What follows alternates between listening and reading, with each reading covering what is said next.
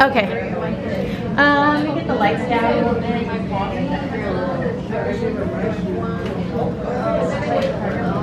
You guys see okay, or you guys want that off in the back? You guys in the back can see it? It's okay? Okay. So, understanding the structure of the face. If you're looking at this, can you guys see the light source? It's some kind of light coming up here. So you can see that anything that is closest to the light source is going to be highlighted.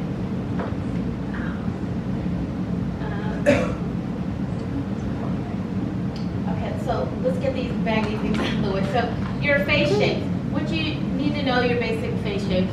This is an example of the guys. Now when you're looking at someone's face shape, you're looking at bone structure. Because sometimes, you know, people look at their hairline or what have you. You're looking at their bone structure. And did she go over what is the perfect face shape? Oval. Why? Why are they special? Huh? It's symmetrical. Yes. Your oval face is the one in perfect symmetric. Like it is, if you grab your, try to do yourself, where your hairline is to your brow, and then you take your brow to the bottom of your nose, and then to your bottom of your nose to your chin. If you have extra chin, you're a little bit longer. Okay, I got something going on right here. Or I might have a big forehead because I started up there, right? So you're looking at proportions. And as a makeup artist, you have to be able to see this right away. You're not walking over your client and going like this. Okay? So you need to identify the disproportions of their face. Now, you can beat yourself up, whatever, trying to figure out, oh, I think it's a triangle. Now, what I tell you guys to do is look at the proportion of the face, and if something stands out, you're either going to contour, remember, contour, push that thing in with the contour, or pull it out with a highlight. That's all I'm telling people to do, is because nobody is a perfect face anymore, because you are half your mom, half your dad, and dad might be square face, mom might have diamond, you might be diamond square at the top, right? So there's combinations of face shapes that are happening now, right? And it's hard to find one true face shape. So this is your example of your square face. Like I said, your dad might be square, then your mom might be like more, oblong, so it's like it'll be rectangle or whatever, which is also a shape, okay? So what you're seeing, well, let's do a okay, here. So this is what you're looking for is the proportion of their face, right? Okay? So if it's a square, it's probably going to be equal, but what determines this to be a square is that how she is squared off more here, right? Versus your oval, okay? Which some people might say that might be oblong, that she might be a little bit longer, right? It's tomato sometimes, because you might see something different than someone else, right? So just be familiar, like, so her. When you're working with actors, I learned this the hard way a long time ago, is I was working before, she wasn't an actress, she was a model. So I was doing her face, and she had tons of freckles. I'm sitting there covering up her freckles, and she said, oh, George, did they tell you they hired me for my freckles? So I had to back it up a little bit. So actually, no, that's one of the things I teach, is know your job before you start it. But check with your client to find out, as part of the consultation, which I'll probably show you when we get into the business side. I'll show you how to do your consultation. They'll tell you, just like your skincare, they will tell you what is their concerns and why they're seeing you. So it's the same with makeup. If they're just like, oh, my nose is too flat, can you make my nose look more pointy? They're going to come to you for that. They're going to ask you to, can you hide this, what have you. So again, if you kind of look at the symmetrics of her face, it is definitely wider up here in the top versus at the bottom. Do you guys see that? Okay. So here, they have rectangular. Can you see hers is a little bit longer than hers? Yeah. So when we do this, it's not it's definitely a lot longer, and she's like perfect square. Yeah. Okay. So are you going to want to correct anything there? Depends. Depends on the client. Depends on what you're doing. Most beauty makeup, like I said, they're everyday people, and they're going to come to you, and they sometimes don't know. They might tell you their insecurities and tell you, oh, my nose is too flat, can you make it more pointy? So brown, obviously, if you pull the face, if you pull the hair back, you can kind of see, So what you're doing is you're visualizing an oval face inside theirs. Okay? And then what is the most common areas that everybody highlights? That really sometimes you can't go wrong highlighting it? Can you guys think of it? What would you put there? Nose. Yeah, well, cheek. Now, nose, no. Because what if somebody has a bump there? Would you highlight it? Remember, if you highlight it, you're going to pull it out, right? So if someone's got a bumpy nose, you go, let's come through that. Push that back in, right? Think of highlight contour as a push and pull. Don't just put highlight contour because you saw a video there.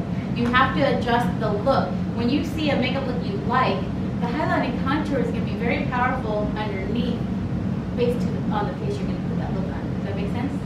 Okay? Just because that model told you to highlight here, and you get a model that wants that same look and you highlight there, you're gonna and you're gonna make her nose look even bigger. Follow? Okay. So yeah, the heart. She does, like when you watch her, you can see the heart shape. Sometimes people might say, oh, she's a diamond because she's pointed out here, but it is that wider going on. It starts going in this way. This one is a little tough. The diamond's a little tough. I kind of beg to differ on this one for the diamond, but what they're trying to tell you is the measurement here to here is more of a diamond proportion. Okay, because sometimes that gets tricky on face shapes, because the true face shape sometimes will point out, you can tell, and it's because her hairline is throwing this off. Now maybe if her hair went in a little bit more, it might be seen a little bit more, and she does have a little bit of what around here. She's a little bit spread off. Okay, so with that said, in the beauty world, anything that is square tend to be square and straight lines tend to be more masculine. So if you're doing a look and you're doing a lot of straight lines, it picks up a masculine look. Anything that's round, if you're doing your contour and highlighting in a round, softer form, it gives a softer look. Why do you need to know that? Well, if you have a client that has a lot of straight angle or lines in her face, and you know she might be insecure, she wants to look a lot more feminine or whatever it might be, you know, and I can see she has very angular structure, which tends to be a little bit more manly. So I know that when I'm going to do highlighting, contouring, and start doing her makeup, I want to do soft lines in here. I don't want to draw any hard lines. We'll talk about soft lines and hard lines later, but you want to try to give them what they want, okay? Any questions on the face shape? Make sure you guys know the face shapes. I think it's on the test. Okay. Eyes. Here are all the different sets. You have your wide set eyes. How do you know it's wide set eyes? Got big old space in the middle, right? So how you check the proportion? How you check the proportion of the eyes is you take the measurement of the eye. You should have one equal eye in the middle. You should have almost one equal eye in the middle. And then as you measure across from the corner of your eye to the sides right here, it should be equal. In an oval face, it is completely equal. Okay. So somebody is wide, like 2 to 3 eyes back in there, whatever, right? So you can tell. A lot of times it's very noticeable. When you're looking at someone's face, the wide set eye sometimes is very noticeable, but when you're working on somebody that might have a couple of things, they might have wide set, narrow lid, a lot of the things that aren't as favorable, you know. So you've got downturned eyes. What does downturned eyes mean? You guys see it? Yeah, it kind of like, you see kind of, so if I drew a line straight across, okay, you can kind of see that it's going towards past that line, okay, draw it straight across. And sometimes you see it here, sometimes you see the whole eye going at an angle, okay.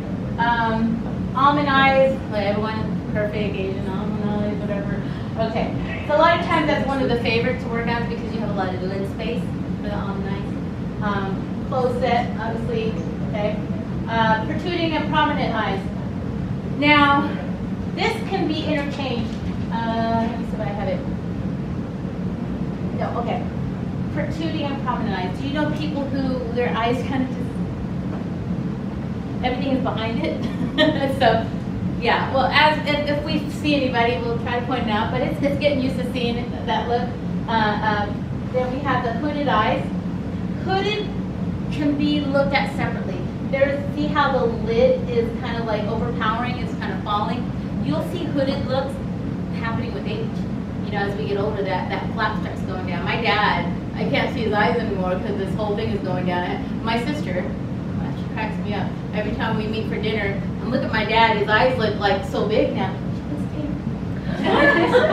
And it's clear tape, you know, and his eyes are open like this, and you can't even see. It's a trick in the movie industry too. We do something where you do the tape around the back to pull all this up. So tape works. So hooded eyes could mean that the skin is dropping. Hooded eyes also means deep set eyes. It can be kind of interchangeable. So when somebody's eyes, their brow bone, okay, if your brow bone and your eyes are kind of stuck back in the sockets a little bit more, that is also kind of considered hooded because it's giving you a hood, you know. So you don't need to do this. You got your brow bone. Okay, yeah, deep set eyes. So this one's a true hooded because the flap is falling. But then this can be also hooded because depending deep set, but it'll go back and forth. It'll be deep set, it'll be hooded. Because sometimes it's kind of like in between. There are some people who are definite deep. It's definite deep. But there's people just come right in the middle where it's not falling like that, but it is kind of giving a deep hooded look. So you can be a little bit of both. You can be like two, a combination of two. You can have downturn eyes, eye set. So not everybody is one true. Just because we list all these things, just be familiar with it because they can have 2 or 3 things going on. Same, and then the Asian eyes. Okay. Sometimes there's nothing there. Sometimes it's a lot lower. So knowing how to open those things. I'm telling you, every Asian that comes to you, they're gonna say, "I want my eyes bigger." How are you gonna do that? Highlighting contour. We'll go over how to do that. Okay. Any questions? We'll pick. Oh, this is not a cartoon. Here you go. The monolid. That's another term you hear. Monolid. Okay. Well, why is it a monolid? What does that mean? Anybody know? Yeah. One flush.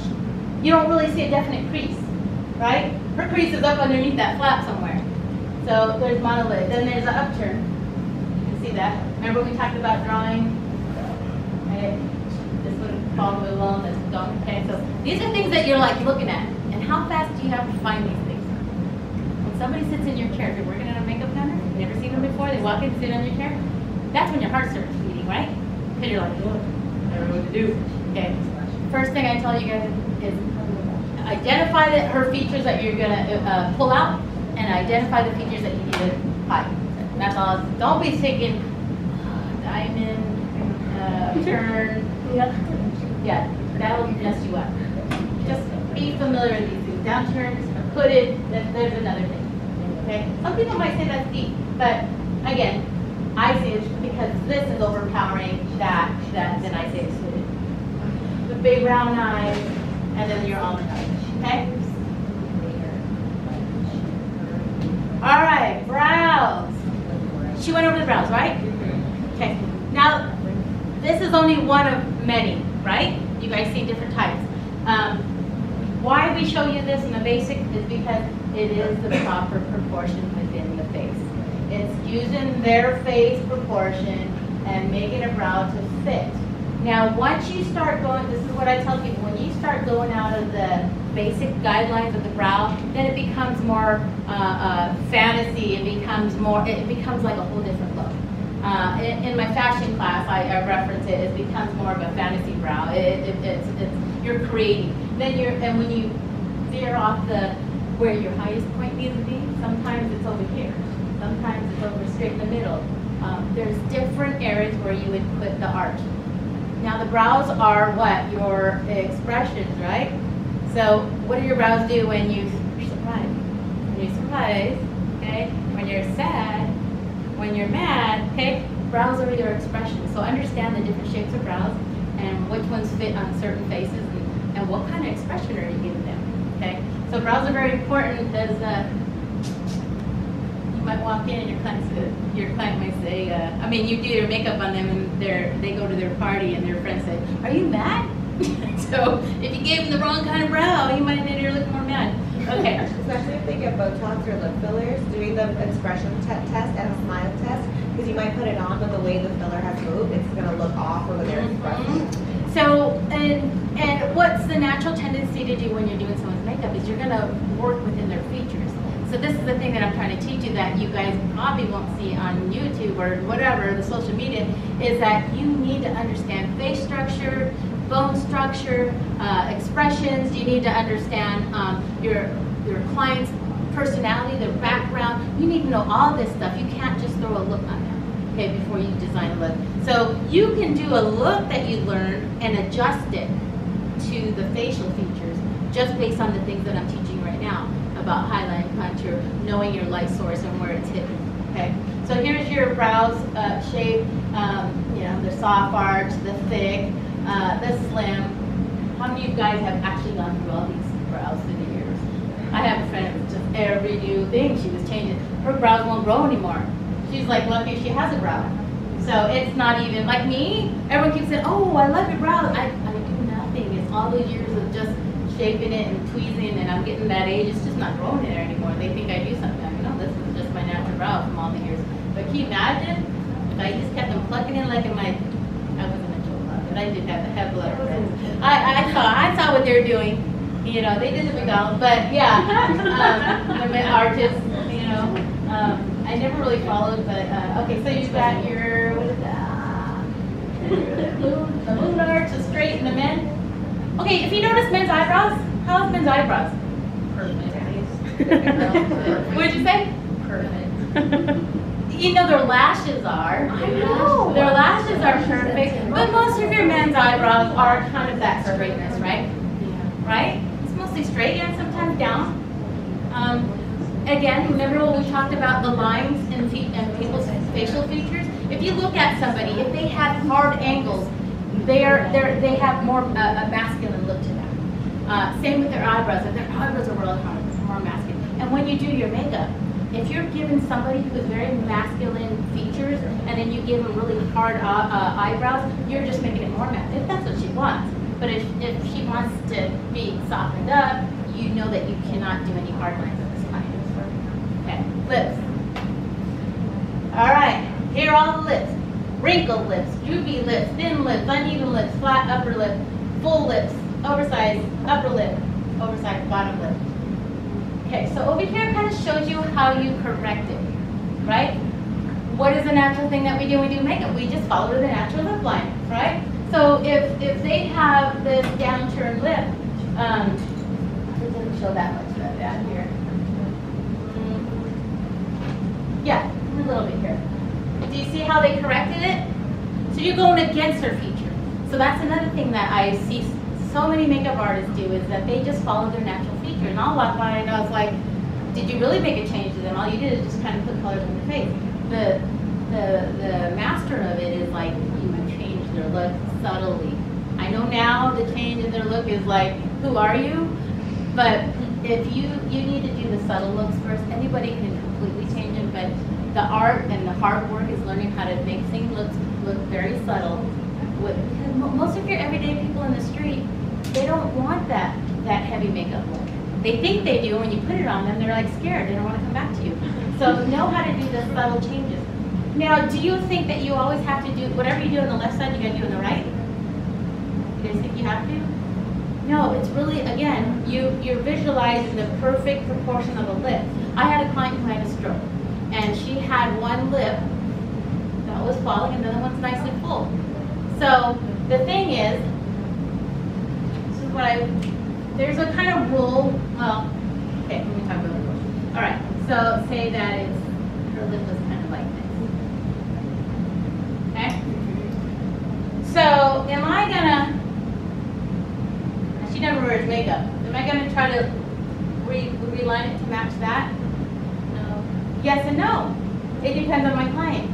You have clients who, I have one client a long time ago before this drawing your lip line out here became popular. I think she started it. She started, lip line was all the way here. And I was like, are you sure? You sure? The rule of thumb to stay safe when you guys are trying to correct somebody's lip Okay, if you look at your lip or the person next to you, there's different lines. There's a line where the color ends. You've got this line. My video see me. Can you see me? Yeah. On the video? Okay. Yeah. So there's where the color ends, that's one line. The next line is the ridge. So if you ever look at your lips, there's like a little colorless ridge right there. So there's the ridge, this is the color, and this is the ridge, and then your skin on top, right? So basically there's one, and then below, sorry. Right before the color ends is one stopping point, right before the color ends. The next stopping point is right where the color ends. And the next stopping point is right above where the color ends. And the other stopping point is one more line above that. Those are your safety zones, okay? This right here is your safety zone. Meaning, it's not gonna be too drastic of a look. Even though I would like to make her lip get up to here, what I would do, so that she doesn't get shocked, because she's not used to seeing her lip full like that. What I would do, can anybody guess? Feel it break down a little bit on that. Bring down here? A little bit, and then let bring down a little bit. Yeah. So, just what she said. So I would conceal a little bit to get rid of that natural line, and then I know that I could safely probably go right underneath, right? I could safely go underneath, and then same with here. I could safely probably go and you know there's one on top of the color, right? That's the other safety one. So it's not perfect, right? But it's better than what she had before, especially somebody who has never worn makeup, okay? Don't always try to make things perfect. You really need to know the safety, the zone of your client, this part, okay? Their safety, what they know. All right, so that's lips. So same thing with lips. If one side is slanted, you're gonna do this, basically. Try to do this to balance when you're correcting somebody's lip. Okay. Okay, this is what we talked. Here's another example. You see how the different lighting hits his face and where the shadows keep falling? Okay, so here, anything closest to the light will be highlighted. Anything that's behind those protruding parts is going to be contoured or shaded. Here, you can see, so now look at the light is behind him. Okay? Now it's highlighting this side of his face. Okay? He's got two lights on him. And where do you normally highlight? Right? It's here. So it's showing different lighting up of your customer, right? So the reason why you need to understand light in your subject, even in the regular beauty world, I know in advanced makeup, when you're doing photo shoots and what have you, when I'm doing a photo shoot, my client is lit up. They have lights all around them. And what happens when you have light all around you? Is there any kind of shadows? You think, yeah, there's no shadows. So in the olden days before digital came about, back in the day when we were doing black and white shooting with our cameras, it was very important for the makeup artists to understand lights and shadows. Because if you put lights all around them, they become flat. How many of you guys taken a selfie and got blown out? All you saw were their eyes, right? When that light hits you, it completely takes away any shadows and you become a flat subject. So as a makeup artist, you need to learn how to put those natural highlights and natural contours in the face. Okay, what if your model is not perfect? If you always try to put it here, if she's already sunk in, I'm not going to want to bring my highlight all the way to the front. Okay, I want to try to pull her out, so I might stop my contour right about here, if that makes sense, right? Because I want this to be pulled out, like especially like my bodybuilders who start looking like they're skeletons. So even though you watch in the video, oh, you got to put a contour here, but oh no, it really depends on what you're doing, right? Because that client in that picture could look even more like a skeleton because you brought it out. So instead, I stop my contour here and let this more flat pull out. Okay, you guys following that? I know I'm going really quick. Does it make sense? Okay. All right, here's a real picture. What do you guys think is light?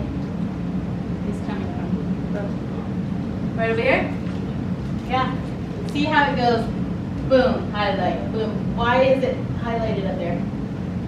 It's because it is closer to the light, right?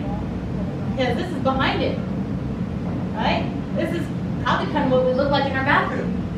If the light's hitting there, right? A lot of dark coming up here. Oh, got bags in her eyes. Okay, tilt your head up when you guys in your bathroom to the light, and it'll take you. Do you think her light is here? Yeah, up here. You know, it's funny. I met all these photographers who pay thousands of dollars to learn about lighting when it just you can see.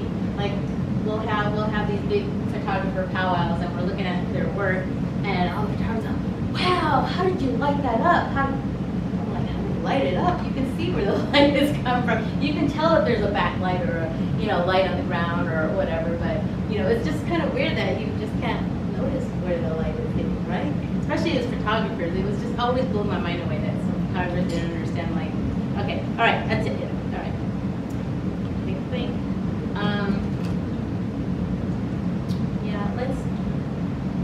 You guys ready for a break? 30 minutes. Okay, go. I know you guys are getting tired.